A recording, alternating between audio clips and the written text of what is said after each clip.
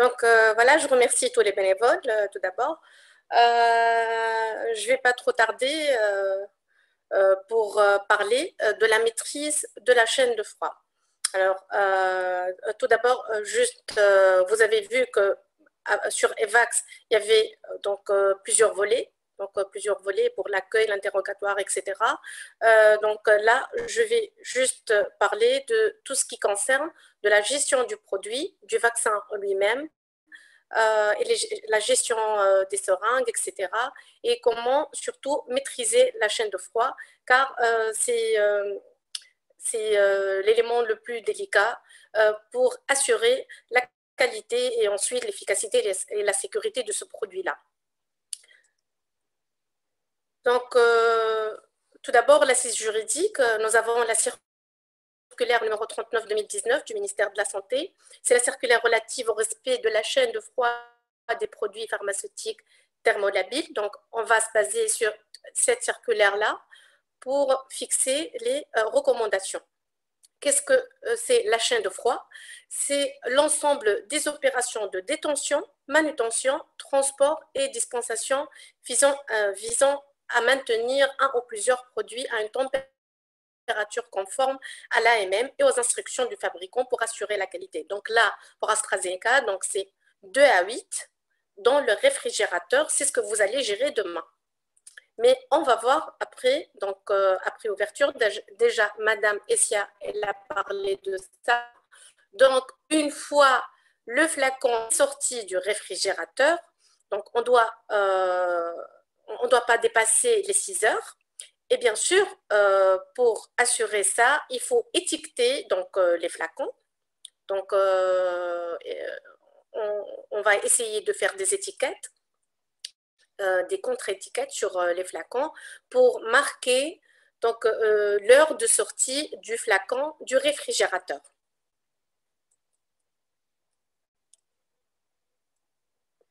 Ok, bien sûr, j'insiste comme Madame Essia l'a précisé, si on a un flacon qui est resté on le garde au réfrigérateur car il va rester encore 48 heures dans le réfrigérateur le temps que les pharmaciens vont le récupérer.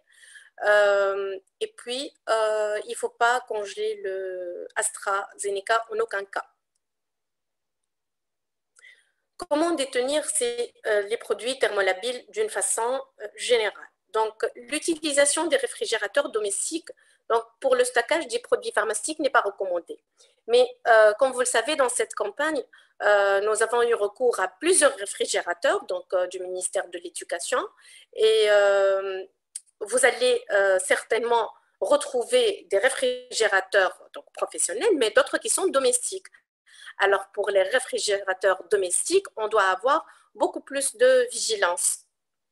Et on doit tracer la température beaucoup plus fréquemment qu'avec un réfrigérateur professionnel. Donc, le réfrigérateur ou la chambre froide doivent être destinés au stockage exclusif des produits pharmaceutiques thermolabiles. Donc, vous devez veiller à ça. Donc, vous devez retrouver des réfrigérateurs propres et là où il n'y a aucun autre produit, ni bien sûr des aliments. Donc, troisième point, le réfrigérateur ou la chambre froide doit être éloigné d'une distance de 10 cm du mur. Donc, vous devez bien veiller à ça, de tous les côtés du mur, il doit être éloigné de 10 cm et même plus pour permettre une bonne ventilation.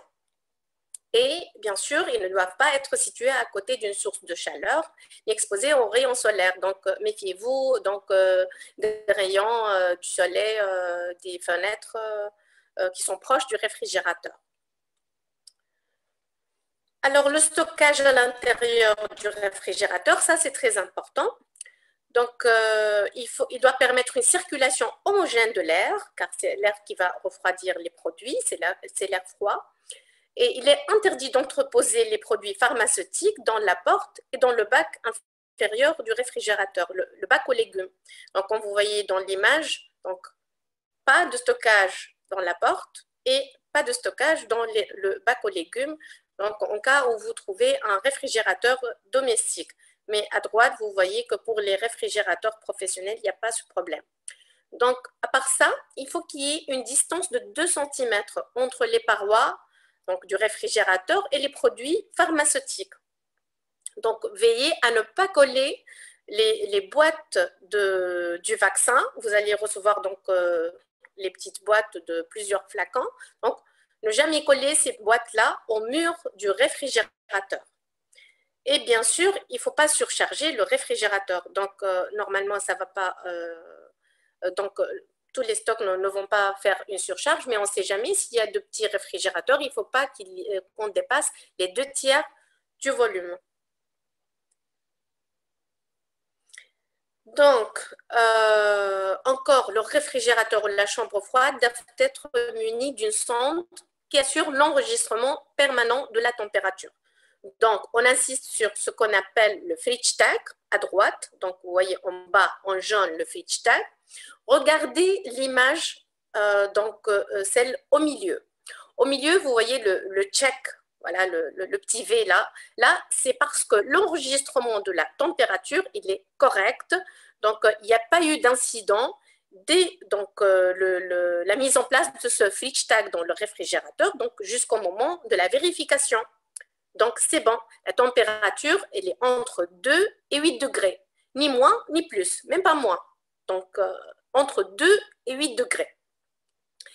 Mais pour le fridge tag à droite, donc, il y a ce X là, c'est qu'il y ait un problème. Donc, il y a eu un problème lors de l'enregistrement de la température dès la mise en place de ce fridge tag dans le réfrigérateur. Alors, comment on va vérifier ça? Bien sûr, quand vous voyez le câble USB là, on branche le fridge tag dans le PC et c'est très facile à utiliser.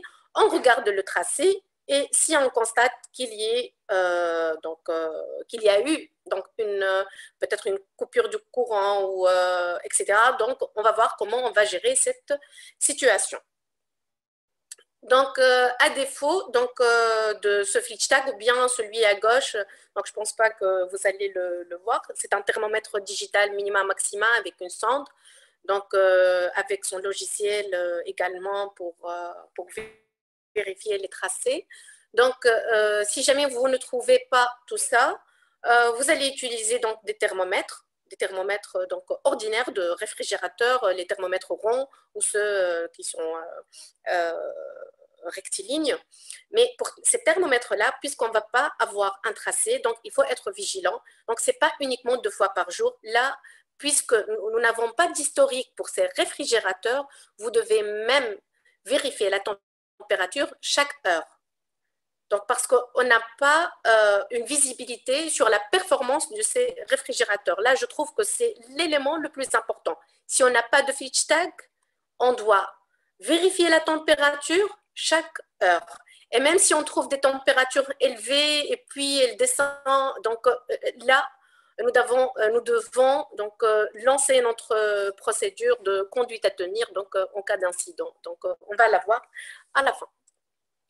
Donc, là, on a parlé de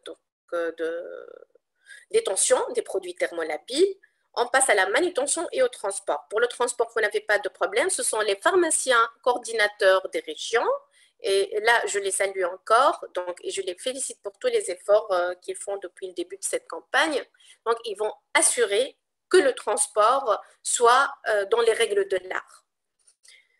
Donc, vous, quand vous allez recevoir, donc, vous allez juste assurer que à la réception de ces vaccins-là, la température a été correcte entre 2 et 8 degrés. Sinon, vous devez réclamer ça automatiquement au pharmacien, coordinateur de la région, et éventuellement à votre inspecteur, donc l'inspecteur vis-à-vis de ce centre de vaccination. Donc, doit déclarer tout incident donc, à l'inspecteur donc, affecté pour ce centre. Donc, en conclusion, pour ce transport, on doit vérifier la température des vaccins à la réception, vérifier les enregistrements de la température le cas échéant. Donc, on doit examiner dès la réception l'état du colis. Est-ce qu'il y a de la coulée d'eau? Est-ce qu'il y a donc détérioration des cartons? Donc, on doit vérifier ça. Donc, voilà, et on doit bien sûr réfrigérer les vaccins sans délai. Donc, dès la réception des vaccins, on va les recevoir bien sûr dans des briquettes de glace. On doit les réfrigérer sans délai. En cas d'anomalie, voilà, on doit informer donc le responsable du centre, le médecin responsable du centre avec qui on collabore, on doit collaborer, le pharmacien coordinateur de la région et l'inspecteur, donc responsable de la supervision du centre. Donc, il ne faut pas oublier ça. Là, on arrive à la dispensation. Donc, vous avez déjà votre vaccin bien stocké dans votre réfrigérateur. Le transport a été donc, voilà, impeccable. Mais là, dès qu'on dispense ce vaccin-là, il peut y avoir des anomalies. Parce que, en fait, comme vous l'avez vu, il y a un maximum de 6 heures à une température inférieure à 30 degrés. Pardon. Donc, comment veiller à ce qu'on respecte cette température dans ce climat-là? Il faut y avoir certainement des climatiseurs. S'il n'y a pas de climatiseur, comme pour la plupart des classes, des lycées et des collèges, donc vous devez veiller à ce qu'il y ait la sortie flacon par flacon. C'est-à-dire, l'utilisation des flacons doit être immédiate. Donc, voilà. Donc, ça va être vraiment le travail à la chaîne pour assurer qu'il n'y ait pas rupture de la chaîne de froid. D'accord? Donc, on ne fait jamais sortir, on ne doit pas faire sortir une quantité importante de flacons du réfrigérateur. Par exemple, on ne doit pas faire sortir 10 flacons pour 100 citoyens, alors qu'on est en fin de journée et les patients arrivent par dizaines. Et, donc, voilà.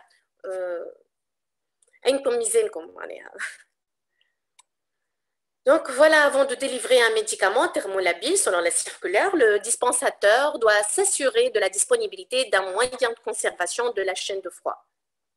Donc voilà, si jamais il y a des régions où il fait hyper chaud, vous mettez, si vous n'avez pas les plateaux en inox pour préparer les seringues dans les box de vaccination, si vous avez ces plateaux-là en inox, donc si vous avez ces plateaux, vous mettez des briquettes en dessous pour garder une température raisonnable. Mais si vous n'avez pas ça, essayez d'avoir le maximum de glacière dans tous les box de vaccination.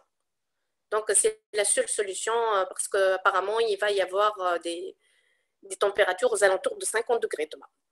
Donc, voilà, j'insiste sur ça. Dans les box de vaccination, jetez un coup d'œil.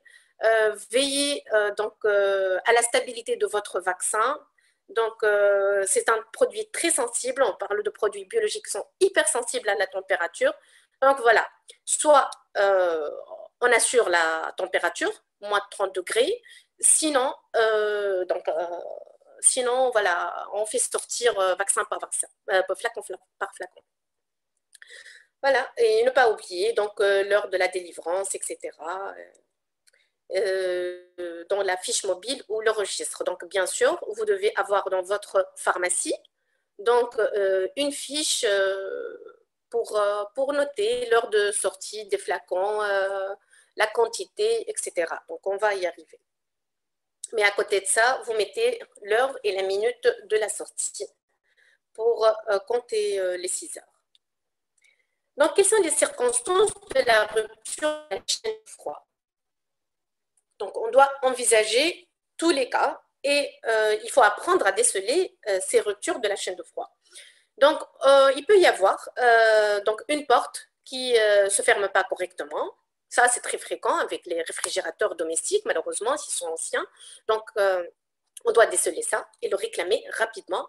Donc, le réfrigérateur peut présenter une autre défectuosité. Donc, il peut y avoir de la givre à l'intérieur et on peut ne pas l'avoir. Donc, j'insiste que vous devez regarder en arrière, sous le réfrigérateur, s'il y a de l'espace, parce qu'il peut y avoir de la coulée de l'eau donc en dessous. Donc, regardez bien. Donc, le réfrigérateur, il peut ne pas fonctionner du tout. Donc, voilà, ça, vous devez le déceler, bien sûr, dès aujourd'hui. Normalement, Donc, nous avons fait la prospection de tous les centres et ça, c'est presque impossible. Donc, quatrième cas, les vaccins n'ont pas été conservés au réfrigérateur après leur livraison. Donc, il y a des centres qui vont recevoir demain, donc à la première heure, leur vaccin. Peut-être, il y a eu plusieurs problèmes à la fois et le vaccin n'a pas été donc, stocké rapidement. Donc, il faut faire attention. Donc, vérifiez bien la température à la réception. Donc, le thermomètre du réfrigérateur donc, était défectueux. Donc, vous devez, si le réfrigérateur est muni d'un thermomètre, d'un afficheur, vous devez avoir en plus un flitch tag ou si jamais un thermomètre. Donc, n'oubliez pas, même s'il y a un afficheur, on doit avoir un flitch tag aussi. Ou bien un orage, donc je ne pense pas que ce sera le cas pour demain, a provoqué une coupure d'électricité ou pour une autre raison, la prise de réfrigérateur a été retirée par inadvertance. Donc faites attention que la prise ne soit pas affichée. Si jamais elle est affichée, on peut se tromper. Donc mettez ce petit pictogramme donc, pour empêcher le retrait de cette prise. Donc, ou bien il peut y avoir une autre cause qui a provoqué une rupture de l'alimentation électrique, un court-circuit ou autre. Voilà, c'est un exemple de procédure. Donc, je remercie Dr Rihab Mabrouk ainsi que ses collègues, Dr Mounar Bey et Dr Nouha Bakloudi pour les travaux qu'ils font. Ils ont rédigé des procédures et voilà, des modèles. Donc, cette procédure-là, en cas de rupture de la chaîne de froid, donc éventuellement, vous n'allez pas trouver des procédures écrites demain, mais contactez les pharmaciens coordinateurs des régions. Peut-être qu'ils vont vous donner ces procédures donc, à afficher donc, au niveau de la pharmacie. Donc, première étape, donc, si jamais il y a une rupture de la chaîne de froid, qu'est-ce qu'il faut faire? Première étape, il faut mettre en quarantaine ces vaccins. Donc, c'est bon, c'est confirmé, le réfrigérateur ne marche pas. Bien, voilà, coupure de courant. Donc, tous les vaccins doivent être mis dans une glacière avec plein de briquettes. Donc, les briquettes, donc, c'est l'un des éléments que vous devez avoir dès le début. Donc, on ne va pas aller chercher les briquettes, il faut qu'il y ait donc, soit dans le congélateur, si c'est le modèle congélateur-réfrigérateur, donc on doit avoir des briquettes dans le congélateur, ou bien un autre congélateur à côté, donc dans ce centre de vaccination où il y a plein de briquettes. Sinon, donc mettez-les donc dans la glacière en ayant les briquettes dans les plus brefs délais. Donc vraiment dans quelques minutes parce qu'il fait hyper chaud. Donc voilà, c'est la mise en quarantaine pour garantir les 2 à 8 degrés. Et bien sûr, mettez le flitch tag ou le thermomètre avec. Deuxième étape, la déclaration. La déclaration, donc c'est la déclaration donc, pour demain, ça sera au pharmacien coordinateur régional et à l'inspecteur régional donc, qui est responsable de ce centre. Et bien sûr, le mettez en quarantaine qu'après discussion avec le médecin responsable. Donc, vous devez donc, gérer ces situations d'alerte ensemble. Donc, troisième situation, peut-être qu'il y a eu juste un petit circuit, on peut le réparer rapidement. Donc, tout le monde sera avec vous demain. Donc, on évalue pourquoi il y a eu cette coupure. Et on peut retourner à la normale. Donc, soit s'il n'y a pas de solution, acheminer les vaccins en urgence donc, dans le centre de vaccination donc, du ministère de la Santé habituel, donc dans les plus brefs délais, dans l'hôpital le plus proche, le dispensaire, etc. Donc, retrouver une solution, disons, ou bien la réparation de ce réfrigérateur, etc. Voilà. Donc, voilà, c'est juste un exemple, mais contactez les pharmaciens, coordinateurs régionaux pour avoir donc, cette procédure, donc pour savoir quelle est la conduite à tenir en cas d'alerte. Et surtout, il ne faut pas paniquer. Donc, c'est l'étape la plus importante. Il ne faut jamais paniquer. Donc, on récap la maîtrise de la chaîne de froid, donc tout ce qui concerne le vaccin. La fiche technique, qu'est-ce qu'elle mentionne? Donc, vous devez avoir les fiches techniques, bien sûr, dans vos pharmacies. Donc, la fiche technique, elle mentionne 2 à 8. Donc, pendant 6 mois et moins de 30 degrés, un max de 6 heures pour la manipulation. Donc, il ne faut pas oublier que la traçabilité par box doit être établie dans un registre, le registre dans la pharmacie ou bien les fiches dans lesquelles on écrit, voilà, box 1, j'ai donné 2 flacons et voilà, donc à telle heure pour veiller à ce qu'il n'y ait pas rupture de la chaîne de froid. Pour tout ce qui concerne les réfrigérateurs, les fiches de suivi de la température, il ne faut jamais oublier qu'il faut coller ces fiches de suivi de la température. Donc, comme je vous ai dit, si le fridge tag, donc c'est 2 fois. Si ce n'est pas le fridge tag, donc le thermomètre, toutes les heures, et on note sur la fiche qui est collée sur le réfrigérateur l'heure et la température. Donc, l'heure et la température et éventuellement l'opérateur si vous allez changer de poste. Voilà, je ne pense pas qu'il y ait des groupes électrogènes dans les lycées et les écoles, mais préparez vos glacières, préparez vos briquettes de glace et préparez vos procédures à l'avance. Comme ça, on va assurer le respect rigoureux de la chaîne de froid. Donc voilà, j'ai terminé en tout ce qui concerne la chaîne de froid. Juste un petit mot concernant la gestion du stock. Donc, pour tout ce qui concerne la gestion du stock, ça sera très facile pour demain. Donc, c'est automatique. Donc, il faut avoir la fiche technique, bien sûr. Il ne faut pas oublier qu'il y a 10 doses dans le flacon. Donc, après, pour faire les calculs et tout, n'oubliez pas qu'il y ait 10 doses. Donc, comme dans la rubrique de déclaration des pertes, donc, faites attention que c'est en dose. La rubrique que Madame Sarah a montré tout à l'heure, donc c'est en dose, ce n'est pas en flacon. Même quand il y a une cassure d'un flacon accidentellement, faites attention de multiplier par 10. Donc, voilà. Donc, à part ça, les fiches mobiles ou bien des registres, il ne faut pas oublier, il faut tout tracer. Les VAX, voilà, pour déclarer les pertes. Vous avez les listes des vaccinés. Faites les listes, imprimez-les à l'avance pour les rendez-vous déjà programmés, donc pour faire les confrontations des données. Et si c'est possible, bien sûr, récupérer les flacons vides. C'est-à-dire, moi, par exemple, pour le box 1, là, donc, je m'arrête un peu pour vous expliquer.